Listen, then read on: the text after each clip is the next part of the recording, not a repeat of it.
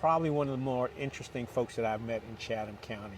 You've got a history, and the thing is, Mary sent. I felt like I got a Walmart, not a Walmart, a CVS receipt. Do you ever see those things? They're like this long. Well, she sends me 3 pages of her bio, and we could do a whole nother session just on all the stuff she's done once she got out of school, because you've been active in so many things. You ran for county commissioner, president of the NAACP, involved with the George Horton Middle.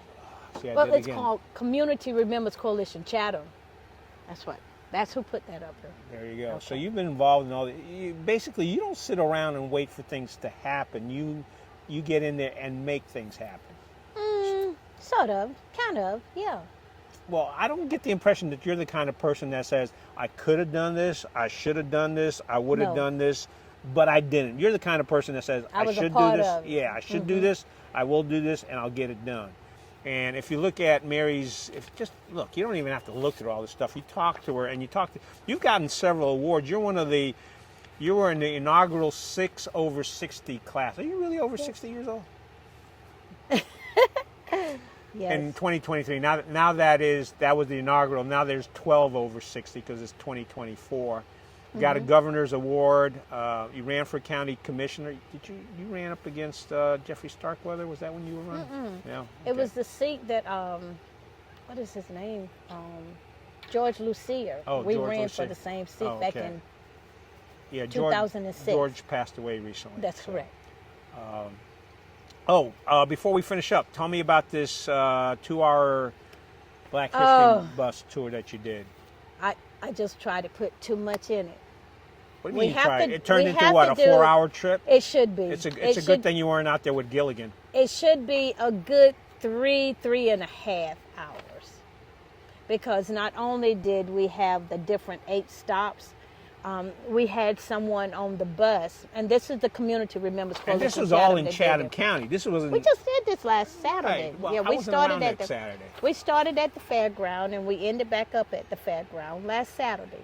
You went to St. Andrew's Church, Stanton Memorial CME Church, Lewis Freeman House down there. You also went and looked at the mural here, historical. Tell me about the historical lynching marker. Well, we didn't get a chance to. You didn't do that? I really, truly, that's what I was going to talk about. Tell me about how that marker came about. Well, there was a man named Bob Pearson. He still lives here, live in Farrington. Do you know him? I don't know if I do. I may know him. I know people I know, and then there's people I know that I don't always remember their names. Okay. The Chatham Community NAACP, yearly we will have meet the candidates. And this particular time we had, this was in 2019, so it was the municipal election. Okay, so I call members and say, okay, we're going to have meet the candidate. Yes, I know you cannot vote for these, peoples because we're outside the limit, but they represent Pittsburgh. We need to know who they are, what they got on their mind they want to do. We just need to know them. And I will say that the NAACP here in Chatham County does a good job with their candidates forum. I've been to several. I've recorded some of them, and you all do. Even during COVID, you did Zoom candidates forums. Yeah. So that's true. We've been doing it the whole time I've been the president, ever since 2009. We do it every year, whether it is the municipal election or getting ready for the general election. And then we also have candidates. As a matter of fact, this coming Monday, we have the lady who is running for Rachel Hunt, Lieutenant Governor. She will be our speaker. Okay. So anyway, I called him and said, we having this. He live in Farrington, and he said, well, he's a life member of the Chatham Community NAACP. So he came that Saturday, and he said, I would like to talk to you all afterwards, some of you. So we had meet the candidates. And then afterwards, he mentioned that he would like to come to one of the meetings. When were we going to have a meeting? Because he wanted to talk about some lynching. And it's like, what? Okay, so anyway, we had a meeting scheduled for that Monday. And we had our meetings at that time over at the community center in Bynum. Okay. So he came over to Bynum. And he was talking about 6 that was lynched in the county, and it's like we never heard of it. It was like from 1865 to 1950. But the last one that was recorded here was 1921, Eugene Daniels. So he mentioned the lynching and how the Equal Justice Initiative down in Montgomery, they had started this thing, and they were collecting soil and doing like a memorial for those who, because the person was never punished for doing this, but it was the times that was going on around the national wise, not just county or statewide. So at that time, at the meeting, Beverly Bland, Linda Batley, Amantha Davis, Wesley Andrews, and myself. That's all that I can remember that said, yes, we want to do this. Now, there was other people there, and they didn't care one way or the other, but we was the one who steered it. Let's do this. And he started bringing us information. So in December, this was October 2019. So in December, when we had our meeting, he wanted to contact the Western branch to see if they wanted to be involved, who was Larry Brooks. So he went to one of their meetings, and they said yes, they wanted to be involved. And then he knew other different groups around, and they wanted to be a part.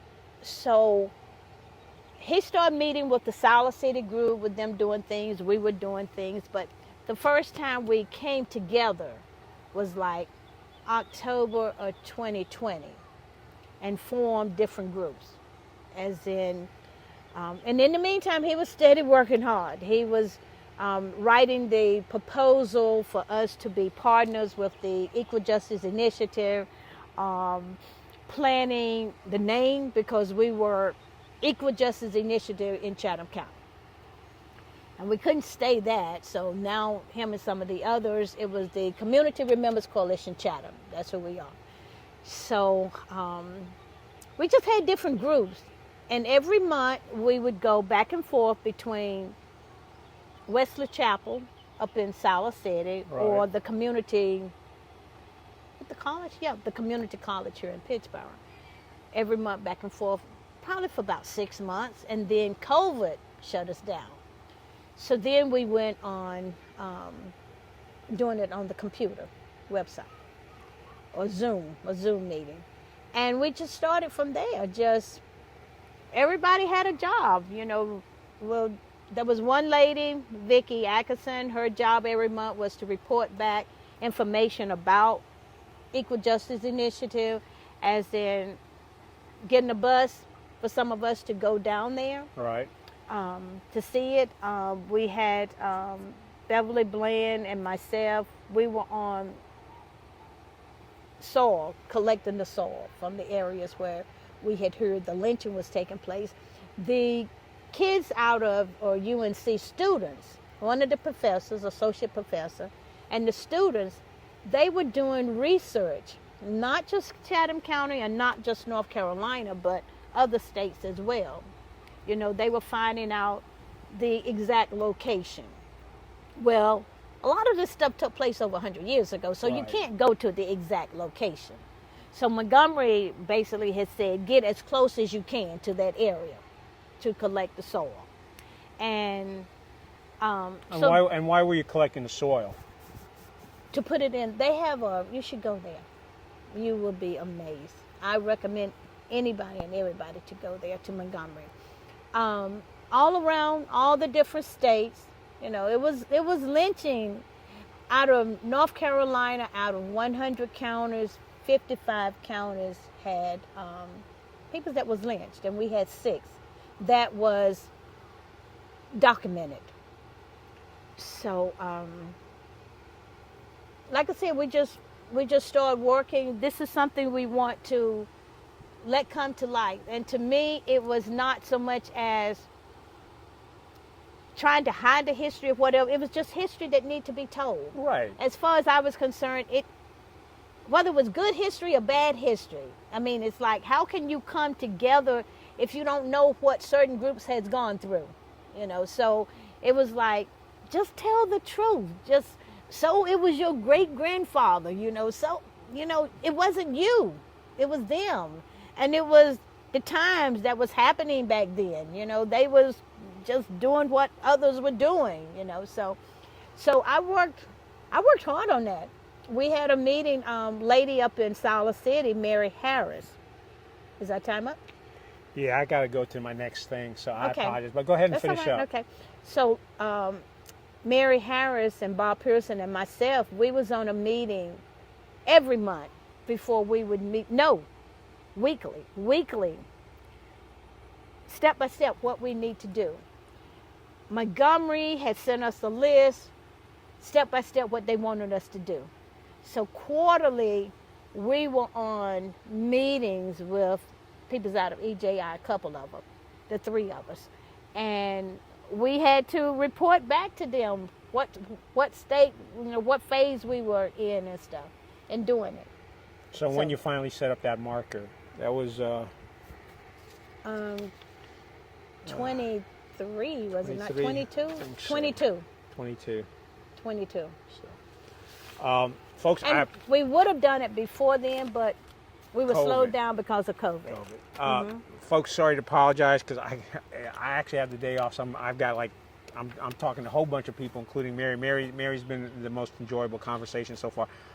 Folks, we're going to put this up on YouTube. We'll also turn this into stories, and we're going to turn this into multiple stories because we've talked about so much the Mural. We talked about you growing up as a girl. We talked about the stuff that you've done once you became a woman, and that will be all out there. And hey, can you imagine Mary running as a young girl through that cornfield to get her Ham, lettuce, cheese, and ham, tomato. lettuce, and cheese sandwich? Thank you very much for watching. Thank you. See, we could have been, we could have We could have won. we could have kept on talking and talking and talking.